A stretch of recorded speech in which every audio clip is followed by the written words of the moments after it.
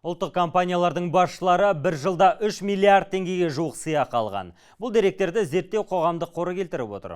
Ақпаратқа сәйкес, ең көп сыйақы Қазатомөнеркәсіп компаниясы басшыларына төленген. Мұнда 9 адамға 1 миллиардтан астам қаржы беріліпті. Ұлттық компаниялардың жалақы мен сыйақы төлеуге аста-төк қаржы жұмсайтыны рас па? Депутаттар неге наразы? Аямүтәлі тарқатады. Қоғамдық қордың зерттеуіне сүйенсек, 2020 жылы ірі ұлттық компаниялардың басқарма басшылығында жұмыс істейтін 102 адамға сыйақы ретінде 2 миллиард 900 миллион теңге төленген.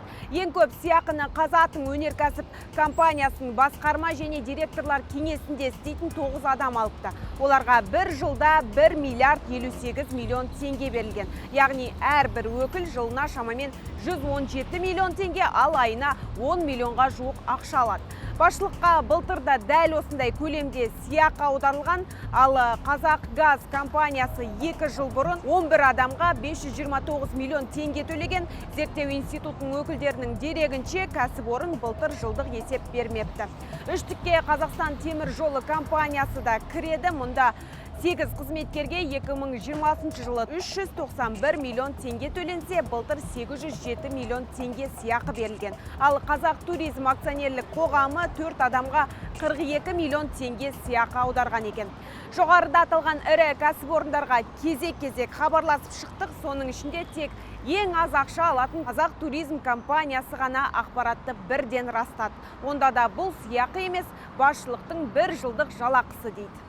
Еңбек жалақысы, демалыс ақысы және үкіметтің қаулысымен бекітілген екі мөлшердегі материал жәрдемақысы қоса есептелген туралы ескеруді сұраймыз. Қазақ туризм ұлттық компаниясы құрылғаннан бері басқарма мүшелеріне ешқандай да премия төленбеген. Ал мәжілісмен Берік Дүйсенбинов мұндай сыйақы алатын ұлттық компания басшыларын қылмыстық жауапқа тартуға жетті. Айтуынша, қазір мемлекетке қарасты бірде-бір кәсіпорында ашықтық жоқ. Сондықтан оларды жаппай тексеріп, табысын бюджетке қайтаруға жетті.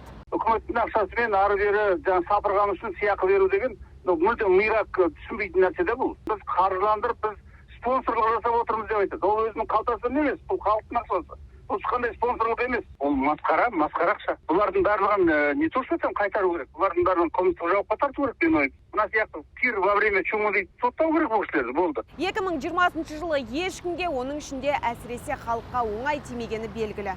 Депутаттың халық қиналып жатқанда олар қалтасын толтырып әлектегені нақты пандемия кезін меңзеп отыр.